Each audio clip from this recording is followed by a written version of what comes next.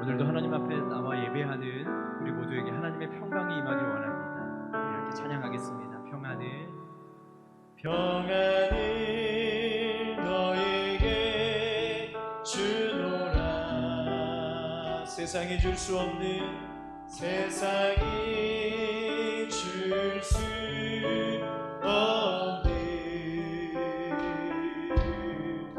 세상이 알 수도 없는 평안,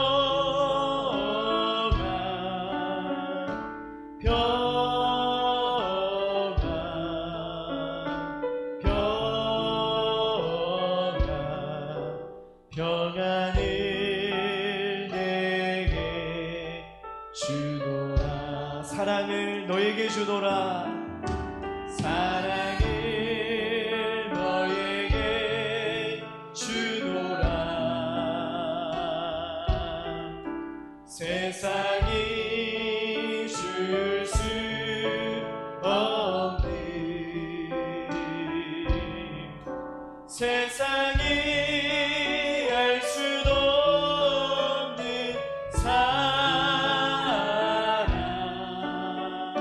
사랑, 사랑, 사랑을 내게 주노라. 여러분, 이 시간에 우리 다 함께 묵상하며 함께 기도하기 원합니다. 이제 하나님께서 우리 가운데 평안을 주실 줄로 믿습니다. 그리고 사랑을 주실 줄로 믿습니다. 하나님, 참 평안 주시옵소서, 참 사랑 주시옵소서. 우리 기도하며 나아가겠습니다.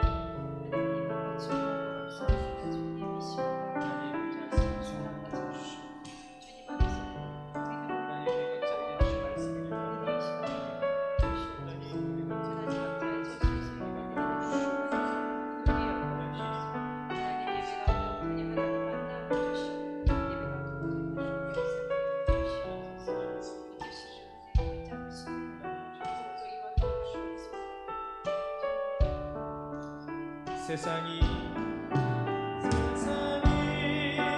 알 수 없는 사랑, 사랑, 사랑, 사랑을 내게 주노라. 하나님, 이 시간 평안으로 우리 가운데 임하여 주시옵소서. 사랑으로 우리 찬양 가운데 함께하여 주시옵소서. 이 찬양을 받아주실 줄 믿사오며 예수님의 이름으로 기도했사옵나이다. 아멘. 할렐루야. 우리 주님 앞에 힘차게 박수치며 나아갈 때에 하나님, 우리의 소망이 되시는 우리 주님을 찬양하겠습니다.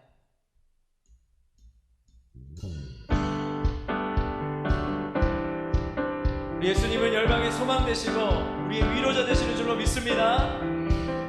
예수 열방의 소망, 예수 우리의 위로자, 주는 온 땅의 영원한 소망. 예수 어둠 속에, 예수 어둠 속에 빛, 예수 변함없는 질, 주는 온 땅에, 주는 온 땅에 빛이 되시, 우리 위에 죽으시고, 우리 위에 죽으시고 다시 사신 생명, 우리 위에 죽으시고 다시 사신 생명의 주, 주님만이 소망이요 변함없는 반석이라. 주님만이 온 세상을 비추시네. 또 죽음에서 부활하신 우리 구주 평강의 왕, 주를 믿는 모든 자의 소망 되신 주를 믿네. 예수 열방의 소망, 예수 열방의 소망, 예수 예수 우리의 위로자 주는 온 땅에 영원한 예수 어둠 속의 빛 예수 어둠 속의 빛 예수 변함없는 진리 주는 온 땅에 빛이 되시 우리 위에 죽으시고 우리 위에 죽으시고 다시 사신 생명 우리 위에 죽으시고 우리 위에 죽으시고 다시 사신 생명의 주 주님만이 소망이요 변함없는 반석이라 주님만이 온 세상을 비추시네 또 죽음에서 부활하신 우리 구주 평강의 왕 주를 믿는 모든 자의 소망 되신 주를 믿는 마음속에 근심 있는 사람 마음속에 근심 있는 사람 주 예수 앞에 달려라 슬픈 마음 있을 때에라도 주 예수께 주 예수 앞에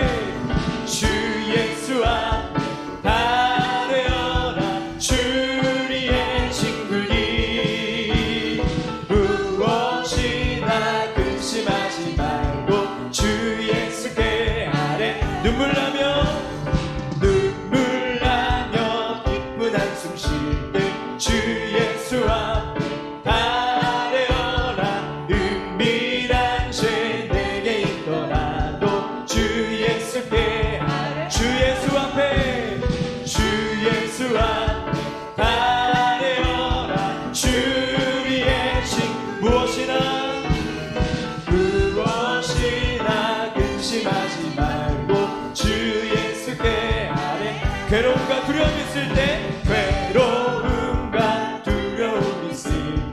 주 예수 앞에 달려라 내일 일을 염려하지 말고 주 예수께 주 예수 앞에 달려라 주리의 친구니 무엇이나 근심하지 말고 주 예수께 죽음 앞에 겁을 내는 자여 죽음 앞에 겁을 내는 자여 주 예수 앞에 달려라 하늘나라 바라보는 자여 주 예수께 주 예수 앞에 달려라 주리의 친구니 무엇이나 근심하지 말고 주 예수 앞에 달려라 주 예수 앞에 달려라 주리의 친구니 무엇이나 근심하지 말고 주 예수께 우리 하나님 앞에 영광의 박수 올려드립니다. 할렐루야.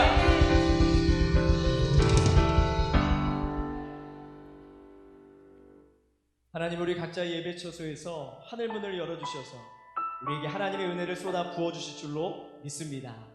이렇게 고백하며 찬양하겠습니다.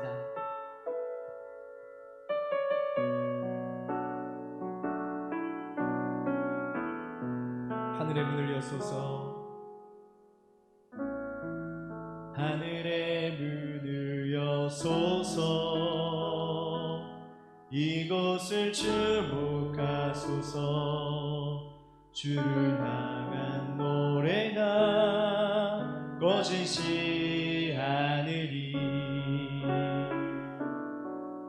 하늘을 열고 보소서 이곳에 임재하소서 이곳에 임재하소서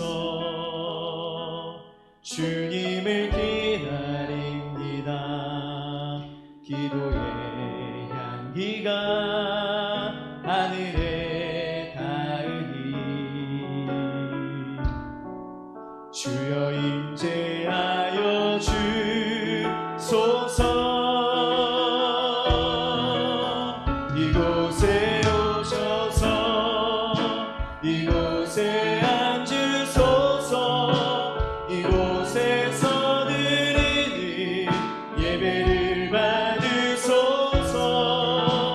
주님의 이름이 주님의 이름만이 오직 주의 이름만 이곳에 있습니다.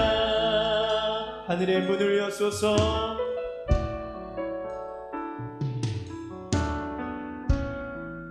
하늘의 문을 여소서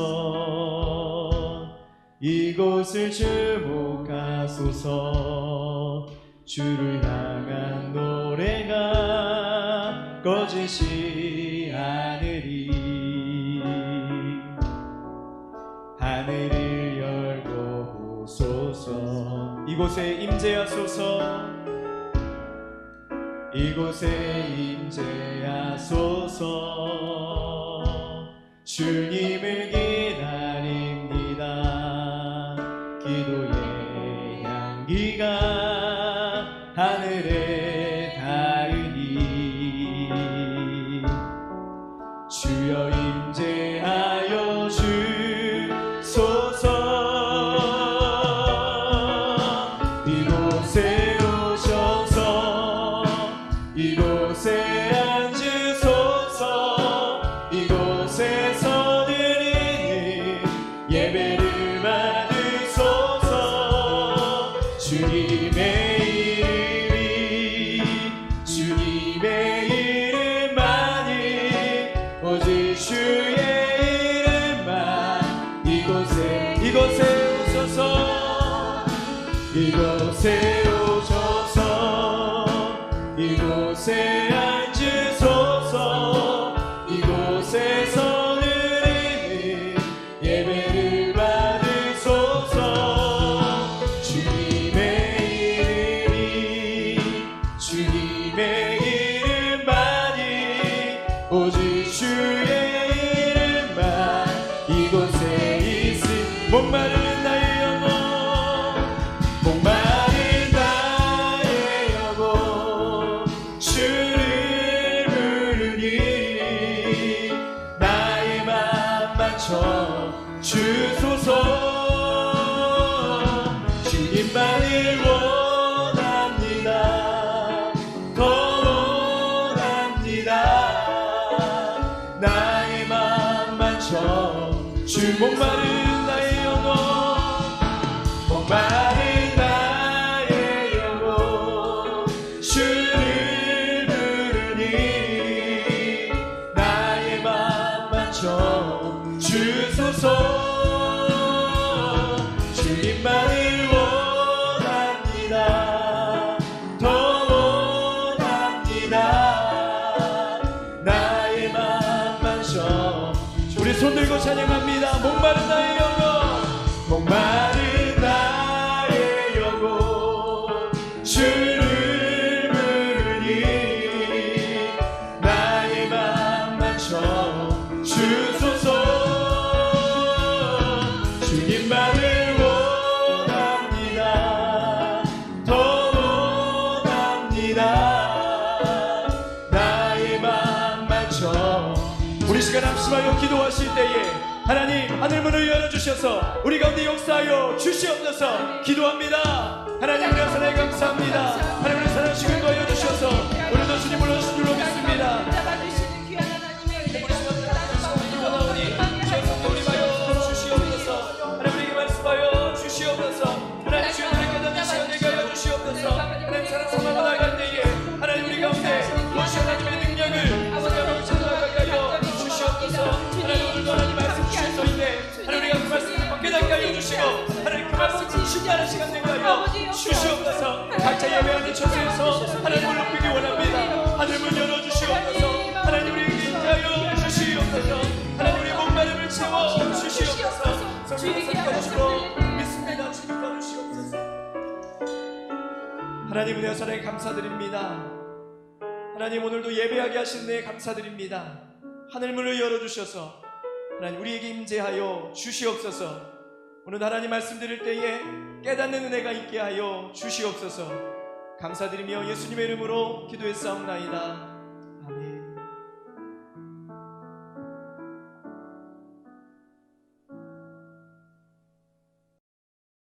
오늘 우리에게 주시는 하나님의 말씀은 창세기 3장 21절의 말씀과 누가복음 15장 22절의 말씀입니다.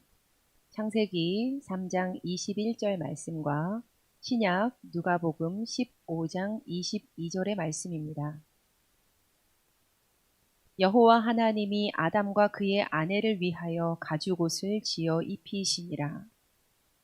아버지는 종들에게 이르되 제일 좋은 옷을 내어다가 입히고 손에 가락지를 끼우고 발에 신을 신기라. 이는 우리에게 주시는 하나님의 말씀입니다. 아멘. 주님의 이름으로 여러분 한 분 한 분을 축복합니다.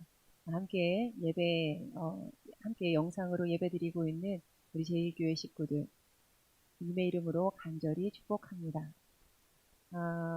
설교를 시작하면서요, 잠깐 옷 이야기를 좀 하려고 합니다. 평소 우리는 당연하게 옷을 입습니다. 잠을 잘 때는 잠옷을 입고요. 또 외출을 할 때는 평상복을 입고 집에서는 편하게 입는 옷을 입습니다.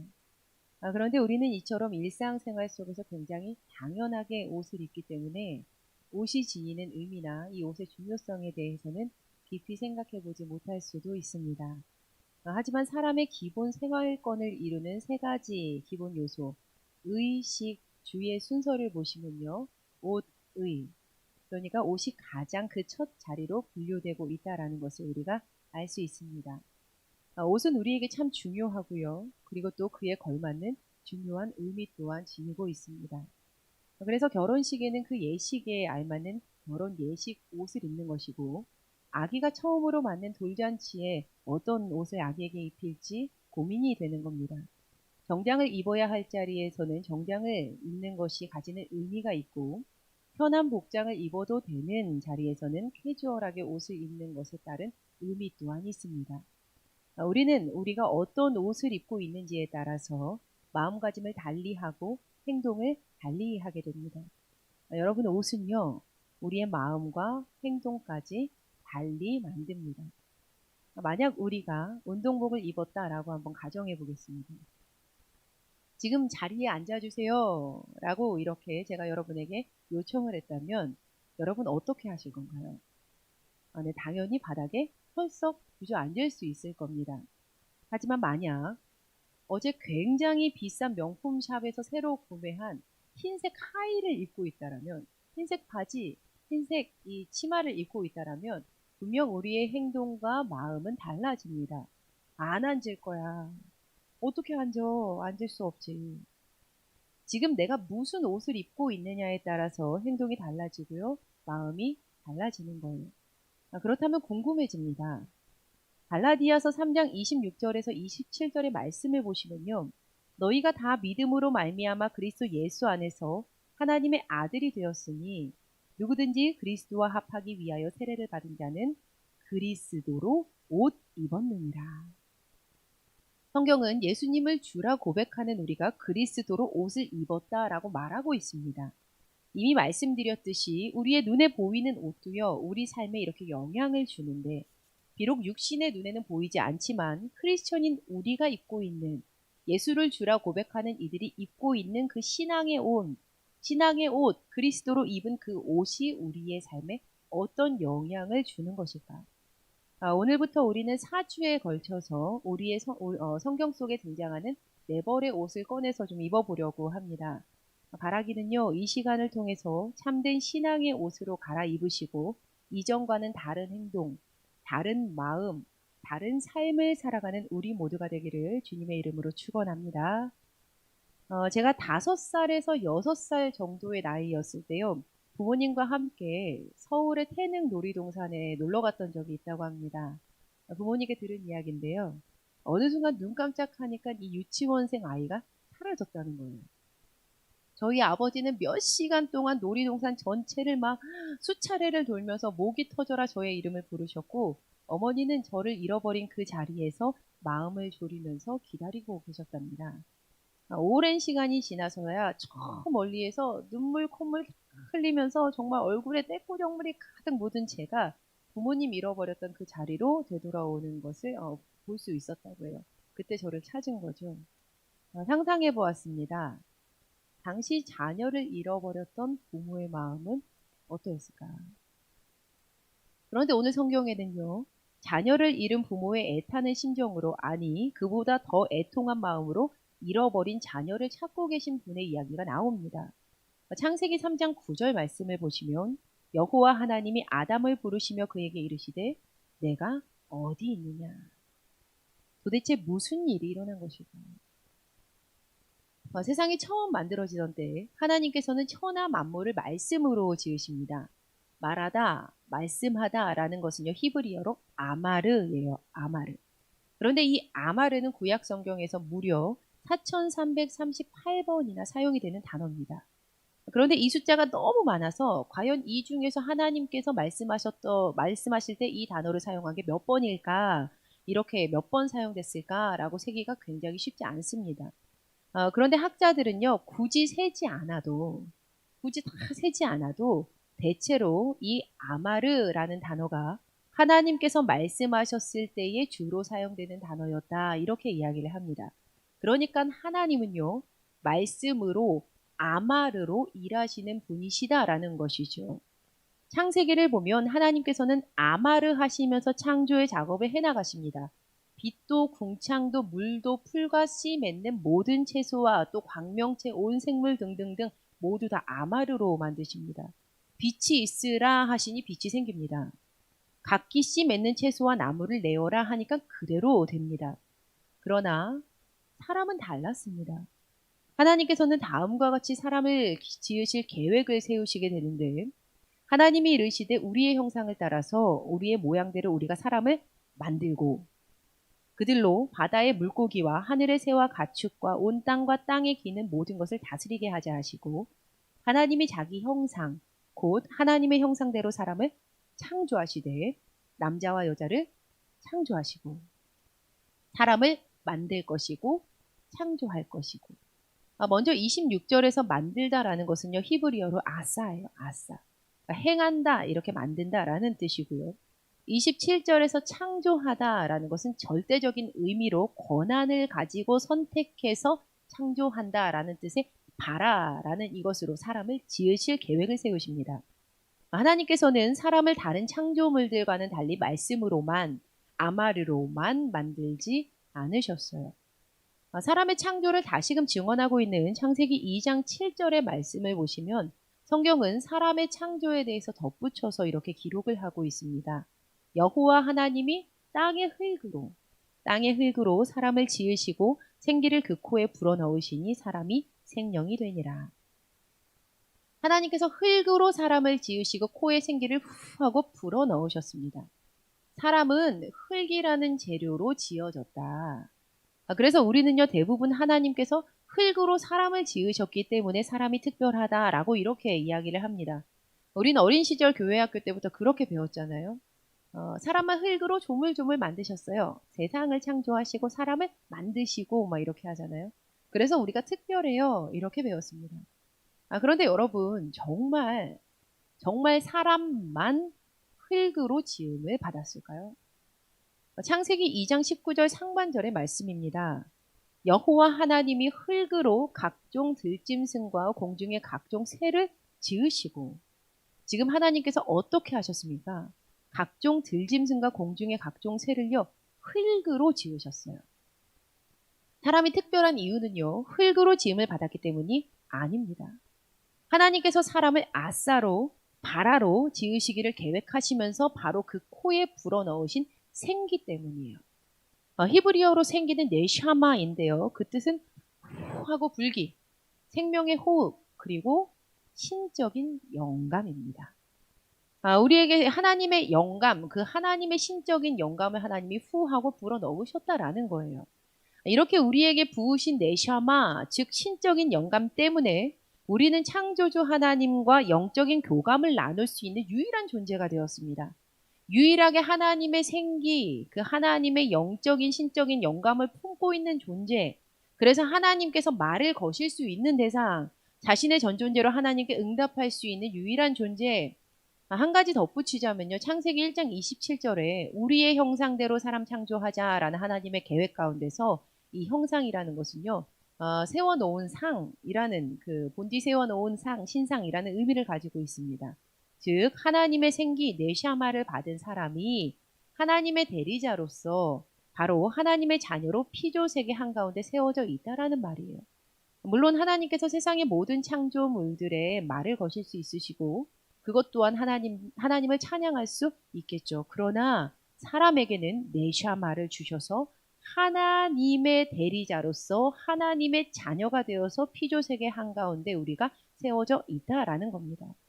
이만큼 사람은 하나님과 견고한 연결고리가 있는 특별한 존재인데 다르게 말하면 하나님은 우리의 아버지, 우리는 하나님의 자녀입니다. 그렇기 때문에 하나님의 자녀는 마땅히 하나님의 대리자로 에덴 동산을 누리면서 살아갈 수 있었습니다. 그러나 모든 것을 누릴 수는 있었지만요. 절대 하지 말아야 할 경계는 존재했습니다. 창세기 2장 17절의 말씀을 보면 그 경계가 무엇인지 등장합니다. 선악을 알게 하는 나무의 열매를 먹지 말아라. 내가 먹는 날에는 반드시 죽으리라 하시니라. 바로 선악을 알게 하는 나무의 열매는 먹지 않을 것이었습니다.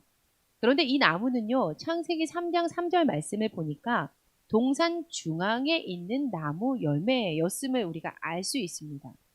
여러분 봉긋한 동산의 중앙은요. 그 땅의 어디에서나 볼 수 있는 위치였습니다. 아마도 아담은요. 어디서 무엇을 하고 있던지 고개를 돌려서 에덴 동산의 중앙을 볼 수 있었을 거예요. 에덴 동산에 그렇게 중앙 가운데 우뚝 서 있는 선악을 알게 하는 나무를 볼 때마다 아마도 하나님을 떠올렸을 것입니다. 하나님 창조주, 나는 피조물. 하나님, 나는 하나님의 그 뇌샤마를 받은 하나님의 형상대로 지음받은 하나님의 자녀. 하나님은 나의 아버지. 나 하나님 따라서 그대로 살아갈 거야. 여러분, 우리가 이 땅에 살아가고 있는 모든 세상의 집은요, 집문서를 가지고 있어요. 그런데 우리가 어렸을 당시에 우리의 집이 월세건 전세건 자가이건 그 모든 집의 명의는 부모님이셨습니다. 그런데 어린 시절 우리는요, 친구들에게 이렇게 말했어요. 야, 우리 집 놀러 가자. 우리 집 놀러 가자. 오늘은 우리 집으로 가자. 내일은 너네 집으로 갈게. 여러분 법적으로 따져보면요. 자신의 진짜 집이 아닌데 우리는 내 집이라고 말하면서 나의 집에 친구를 데려와서 마음대로 집을 사용했고요. 냉장고를 막 열어서 막 먹었고 화장실을 마음껏 썼습니다. 하지만 법정 앞에 서서 집문서를 우리가 딱 펼쳐서 보게 되면 곧 우리는 우리가 진짜 주인이 아니다라는 것을 고백할 수밖에 없어요. 엄밀히 말하면 우리는 부모님께 얹혀 살았던 것이죠. 하지만 우리는 부모님의 자녀이기 때문에 마음껏 누리며 살 수 있었습니다. 마찬가지입니다. 선악을 알게 하는 나무의 역할 또한 그와 같았어요. 선악을 알게 하는 나무는 에덴 동산의 집문서예요. 집문서. 누가 주인인지를 명확히 밝히는 집문서. 결코 선악을 알게 하는 나무는 하나님께서 사람에게 벌을 주시기 위한 장치가 아니었습니다. 하나님의 자녀들에게 누가 창조주인지, 진짜 누가 참 주인인지 그것을 잊지 않도록 하기 위한 집문서와도 같은 장치가 바로 이것이었어요. 그래서 하나님께서는 이 경계선을 주어주시고자 이렇게 말씀하셨습니다. 창세기 2장 16절에서 17절 말씀에 여호와 하나님이 그 사람에게 명하여 이르시되 동산 각종 나무의 열매는 내가 임의로 먹되 선악을 알게 하는 나무의 열매는 먹지 말라. 내가 먹는 날에는 반드시 죽으리라 하시니라. 하나님께서는 다 먹어도 되는데 선과 악을 알게 하는 그 나무 열매 그거 먹으면 죽는다라고 말씀하셨어요. 하지만 이미 우리가 잘 알고 있듯이 안타깝게도 이 약속은 곧 어겨집니다. 창세기 3장 1절은 이렇게 시작하고 있어요. 그런데 뱀은 여호와 하나님이 지으신 들짐승 중에 가장 간교하니라. 간교한 뱀이 등장해서 이렇게 물어요. 모든 나무의 열매를 먹지 말라고 하셨니? 이렇게 묻습니다. 여러분 하나님께서는 모든 나무 열매 다 먹을 수 있는데 단 한 가지, 그 한 가지만 못 먹어. 이렇게 말씀하셨는데 말이에요. 그런데 뱀이 교묘하게 하나님의 말씀을 비틀어 버렸습니다. 그러자 여자가 대답해요. 여자가 뱀에게 말하되 동산 나무의 열매는 우리가 다 먹을 수 있으나 동산 중앙에 있는 나무의 열매는 하나님의 말씀에 너희는 먹지도 말고 만지지도 말아라. 너희가 죽을까 하노라 하셨느니라. 그러자 뱀이 이때다 하면서 다시금 여자에게 탁 말합니다. 노, 절대 너희 죽지 않아. 뱀이 여자에게 이르되 너희가 결코 죽지 아니하리라. 하나님께서 하셨던 말씀과 완전히 반대가 되었습니다. 완전히 반대가 됐어요. 하나님은 죽는다라고 하셨지만 뱀이 죽지 않는다. 그것도 결코 죽지 않는다라고 만들어 버렸습니다. 그리고 그들은요, 하나님이 아닌 뱀의 말을 믿어버립니다. 바로 이때 하나님께서는 그분의 자녀들을 잃어버리셨어요. 저는 분명 이 당시 하나님께서는 그분의 형상을 나누어 준 일부가 떨어져 나가는 아픔과 고통을 겪으셨을 것이라고 생각을 하면서 이 말씀을 읽습니다. 그래서 창세기 3장 9절에요. 여호와 하나님께서 아담 부르시면서 그에게 이르시되 네가 어디 있느냐? 내가 도대체 어디 있느냐? 이렇게 외치셨던 하나님의 외침은 결코 숨바꼭질하는 상대를 두렵게 만드는 그런 목소리가 아니라 사랑하는 자녀를 잃고 그를 찾기 위해서 애타게 부르는 부모의 그 간절한 부르짖음과도 같은 목소리였을 것이다 라고 생각을 합니다. 이것은 한치의 의심할 나위 없이 분명한 사실이라고 저는 생각해요. 그리고 슬프게도 더 이상 하나님의 자녀들이 하나님의 말씀을 따르지 않게 되었습니다. 창조물 중에 유일하게 하나님의 형상을 닮은 자녀들이 하나님을 거짓말하는 분으로 만들어버렸어요. 죽는다던 하나님의 말씀 거짓말이었어. 결코 죽지 않아. 유일하게 사람 안에 있었던 하나님의 형상이 어그러졌습니다. 그러자 이제 하나님의 자녀들에게 수치심이 생겼어요. 분명 창세기 2장 25절 말씀을 보면 그들은 벌거벗었지만 부끄러워하지 않았다라고 증언하고 있는데 이제 그들은 자신이 벗은 줄 알고 수치스러워서 무화과 나무 이 옷을 다 나무 잎을 엮어가지고요 옷을 만들어 입고는 숨어버렸습니다. 자신이 싫다는 거예요. 하나님이 만들어주신 그 아름다운 창조의 그 모습 그대로가 부끄럽다는 겁니다. 여러분, 우리는 이것을 죄라고 부릅니다. 죄는 성경에서 히브리어로 하타, 그리스어로는 하마르티아입니다. 두 단어는 관역을 벗어나다라는 의미를 가지게 되는데 바로 원래 목적에서 벗어나 버린 것이 죄입니다. 하나님께서는 우리를 그분의 자녀로 삼으시고 하나님과 함께 살도록 하시기 위한 목적을 가지고 창조하셨어요. 하지만 우리가 관역에서 벗어나서 그 길에서 엇나가 버린 겁니다. 이렇게 우리 가운데 죄가 들어오면 하나님과 그분의 자녀의 관계는 철저하게 깨지고 파괴되고 끊어집니다. 그리고 그 죄로 인하여서 수반되는 우리가 치러야 하는 값은요, 우리가 상상할 수 있는 어떠한 것보다도 더 큽니다. 죄는 단순히 목적에서 벗어났구나, 관역에서 벗어났구나 라는 평가에서 그치지 않고 사람의 인생사에서 가장 큰 고통이 수반되는 책임을 가져오게 되는데 그것이 로마서 6장 23절 상반절에 기록되어 있습니다. 죄의 삭은 사망이요. 바로 죄의 값이 죽음입니다. 왜냐하면 거짓말하지 않으시는 하나님께서 분명히 말씀하셨기 때문이에요. 먹지 말아라. 네가 먹는 날에는 반드시 죽는다. 거짓말하지 않으시고 실언하지 않으시는 하나님께서는 이 말씀 또한 지키셔야 했습니다. 여러분, 하나님의 말씀하시면요, 하나님의 말씀은 반드시 이루어져요. 하나님의 말씀은 반드시 이루어집니다. 그래서 하나님께서는 하나님의 자녀들에게 죄로 인해서 들어온 죽음의 수치를 가려주시고자 손수 가죽옷을 지어서 입히십니다. 창세기 3장 21절 여호와 하나님이 아담과 그의 아내를 위하여 가죽옷을 지어 입히시니라. 이렇게 하나님께서 보시기에 매우 좋았던 에덴 동산에요, 처음으로 죽음의 비명소리가 들립니다. 여러분, 가죽옷이라는 것은요, 반드시 이 동물의 죽음이 있어야지만 만들 수 있는 옷이에요. 그렇죠? 어느 동물도요, 자신의 가죽을 잠깐 빌려주려고 이 가죽에 자크를 달아서 잠깐 이렇게 자크 쭉 내려가지고 가죽옷 내려서 벗고 빌려준 다음에 잠깐 빌려줬다가 이제 일주일 후에 되돌려 받을게 하면서 되돌려 받을 수 있는 동물은 단 한 마리도 없어요. 생명이 죽어야지만 가죽옷이 생기는 겁니다. 동물의 죽음을 통해서 만들어진 이 옷, 하나님이 만드신 아름다운 창조 세계 가운데 처음으로 죽음의 소리가 들렸던 이 가죽옷, 그러나 이 동물의 죽음을 통해서 만들어진 이 옷으로는요, 죄의 수치를 겪는 아담과 하와의 부끄러움을 잠시 가릴 수는 있었지만 영원히 이것으로 그들의 죄를 가릴 수는 없었어요. 에덴 동산에서 나오게 된 아담과 하와는요, 결국 죄의 삭신 죽음을 맞이합니다. 왜냐하면 이미 말씀드렸듯이 동물 가죽의 옷으로는 근원적인 죄의 값인 죽음 자체를 사라지게 할 수 없었기 때문이었어요. 그리고 이 문제는 여기서 끝나지 않고 더 커지게 되는데 마치 무언가 바이러스가 막 퍼져나가듯이 그 죄의 습성이 우리 모두에게도 이어져 온 겁니다. 네, 여러분, 저는요, 죄인이에요. 우리 모두는요, 죄인이에요. 사실 이 말을 처음 듣는 분들에게는요, 참 기분 나쁜 말입니다. 내가 왜 죄인이야? 라는 반문이 드는 말이죠. 제가 교회에서부터 자랐기 때문에 저는 어릴 때부터 제가 죄인입니다 라고 고백하는 것이 어렵지 않았어요. 그런데 복음을 전하다 보니까요, 여러분 진짜 당신 죄인입니다 얘기하면요, 화내는 분들 진짜 있어요. 내가 왜 죄인인데? 하면서 기분 나빠하시는 분들 진짜 계세요. 그런데 자녀 키워보신 분들 중에는요, 자녀를 키우실 때 아이들이 자라나가는 이 발달 단계 중에서 이 아이가 좀 컸구나 라고 느끼시는 때가 언제셨나요? 바로 거짓말을 시작할 때였을 겁니다.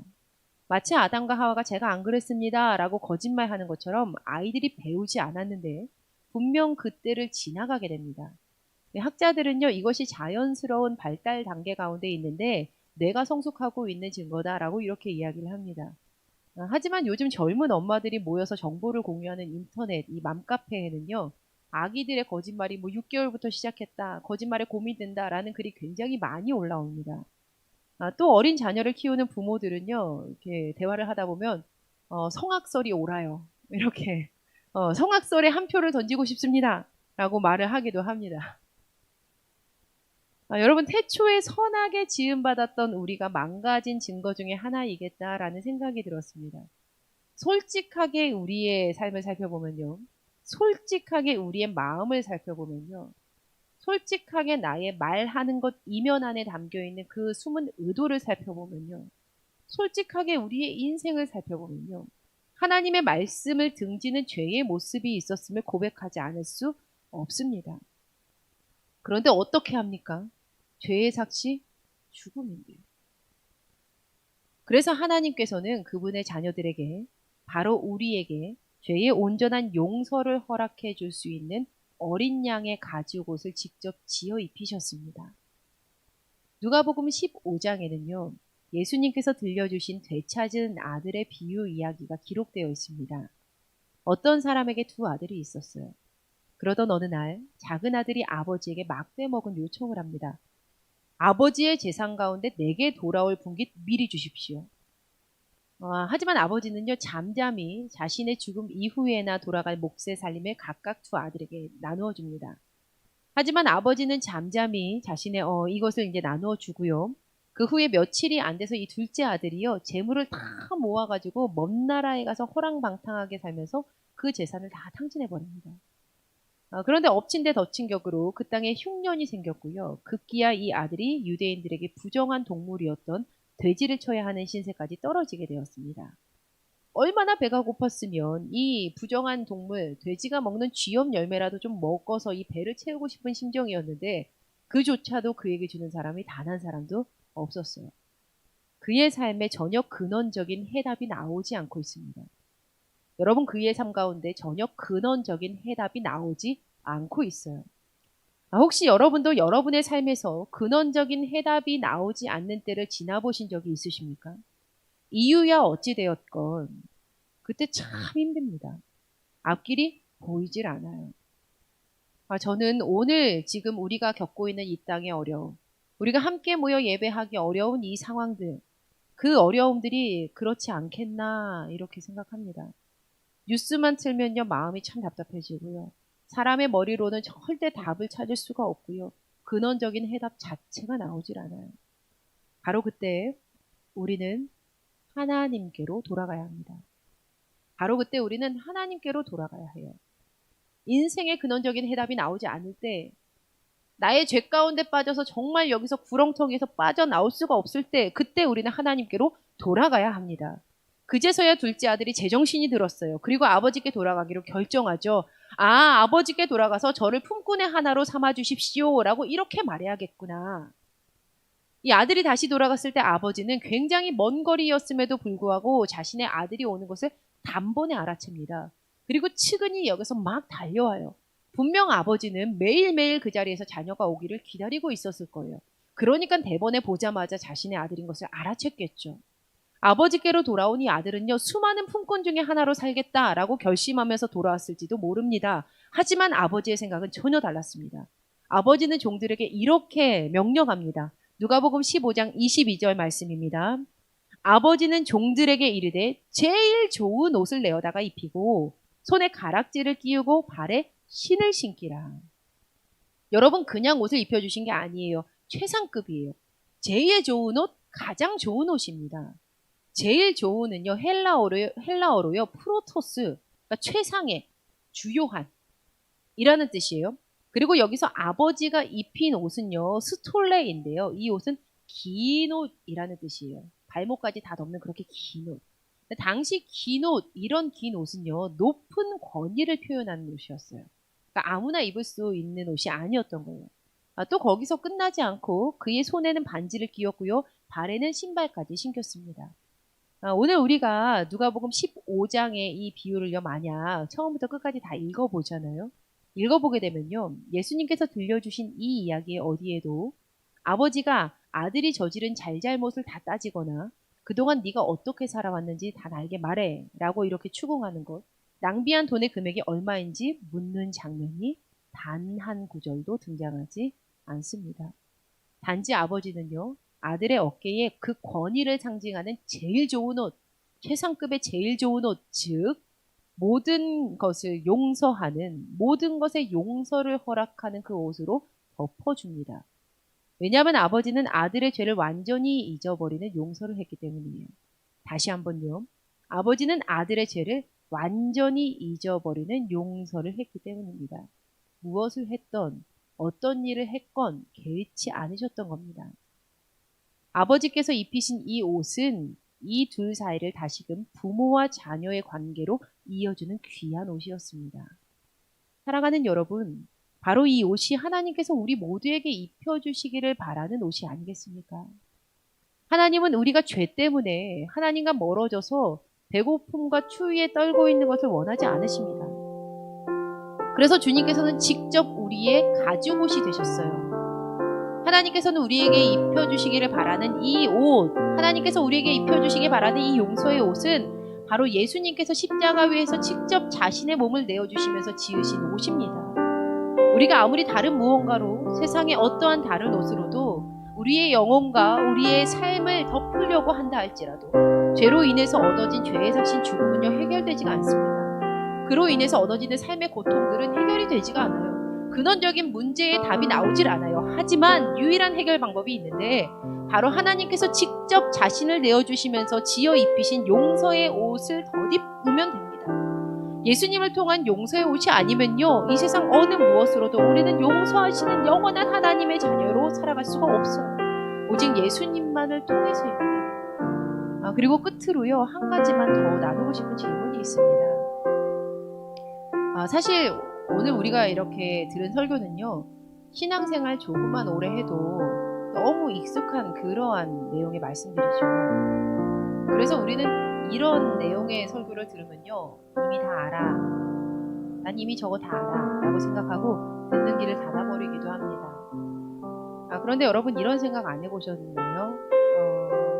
지금 우리나라가 이 신천지 이단 때문에 더 이제 난리가 나고 있는데, 도대체 왜 이 땅의 이단들이 우리의 이 죄의 용서, 그러니까 영원한 구원을 다루는 이 내용에 정말 집착하다시피 목숨 거는 걸까? 저는 이게 진짜이기 때문에 그들이 목숨 걸려고 하는 것은 아닐까라고 생각을 해봅니다. 사랑하는 여러분, 정말 그분의 용서하심을 여러분은 다 알고 계십니까? 여러분은 죄의 용서의 기쁨을 정말 매일 누리면서 살아가고 계시나요? 정말 하나님의 용서의 옷을 입으셨습니까? 저는 세월이 지나가면 지나갈수록 하나님께서 지어 입히신 용서의 옷이 날로 새롭게 느껴지는 것을 경험합니다. 제가 잘난 것이 아니라 하나님의 은혜죠. 그런데 이 영상을 통해서 예배드리고 있는 우리 사랑하는 제일교회 성도님들, 여러분들도 그러하시죠? 그래서 우리는 오늘도 하나님께서 우리에게 입혀주신 그 용서의 옷에 참 감사할 수밖에 없는 겁니다. 하나님께서는요, 이사야 55장 6절에 우리에게 이렇게 말씀하고 계세요. 너희는 여호와를 만나만 할 때에 찾으라. 가까이 계실 때 그를 부르라. 성경은 우리가 주님께 가까이 가기로 결단하면, 예수님 만나 주십시오라고 부르짖어 기도하면 하나님께서 우리를 만나 주시고 반드시 용서의 입히심을 그렇게 덧입게 해줄 것이다. 그것을 경험할 수 있다라고 우리에게 알려주고 있습니다. 이제 함께 찬양하시면서요, 우리에게 용서를 입히시는 하나님을 더 깊이 만나게 해달라고 기도하는 시간을 가지겠습니다. 찬양과 기도 중에 하나님의 일하심을 경험하는 성도님들이 되시기를 주님의 이름으로 축원합니다. 함께 그 사랑 찬양하시겠습니다.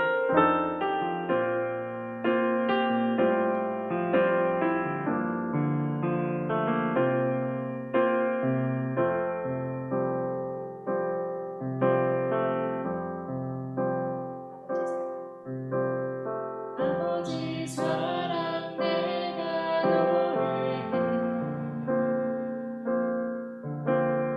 아버지 은혜 내가 노래해 그 사랑 변함없으신 거짓없으신 성실하신 그 사랑 상한 날 때 꺾지 않으시네 꺼져가는 등불 끄지 않는 그 사랑 변함없으신 거짓없으신 성실하신 그 사랑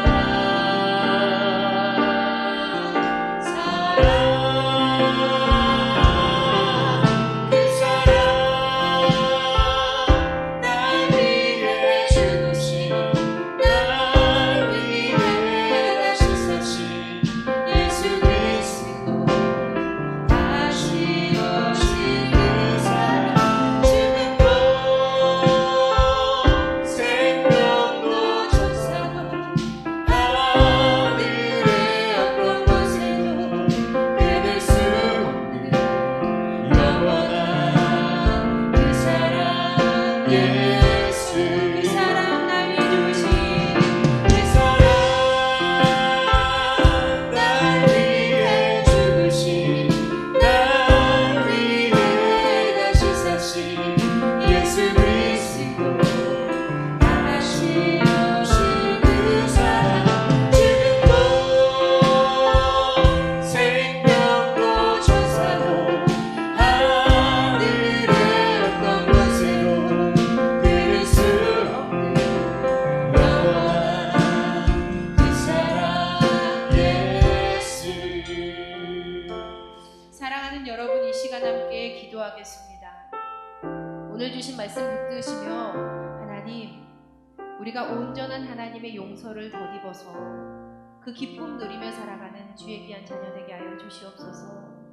하나님, 우리는 하나님 여기까지 용서하시겠지 이렇게 생각하고 하나님 앞에 나아갈지 모릅니다. 그러나 하나님께서는 가장 좋은 옷, 제일 좋은 옷 예수 그리스도로 덧입혀주시는 그 용서의 옷을 우리에게 입혀주시며, 우리의 손에 가락지를 끼우고 우리의 발에 신발까지 신기시며 우리의 권위까지, 우리의 그 자리까지 높여주시는 분이십니다. 하나님의 자녀로 우리를 다시 높여주시는 거예요. 그 하나님 붙드시면서 기도하기를 부탁드립니다. 그렇게 붙잡으시면서 기도하시기를 간절히 부탁드립니다. 함께 기도하시겠습니다. 하나님 아버지, 고맙고 감사합니다. 주님, 하나님, 우리가 온전히 하나님의 용서를 깨달아 알게 하여 주시옵소서. 하나님, 우리가 온전히 주님께서 주시는 죄의 용서의 기쁨을 매일 누리며 살아가게 하여 주시옵소서. 하나님, 우리가 정말 다 알고 있습니까? 하나님, 정말 그 하나님의 놀라우시고 깊고도 깊고 넓고도 넓은 그 예수님의 십자가 위에 용서하심을 우리가 알고 있습니까? 하나님, 이 시간 더욱 깊이 경험시켜 주시고, 하나님 바라기는 그 죄의 용서하심이 우리나라 이 나라 이 땅 가운데 하나님 덮여 주셔서, 하나님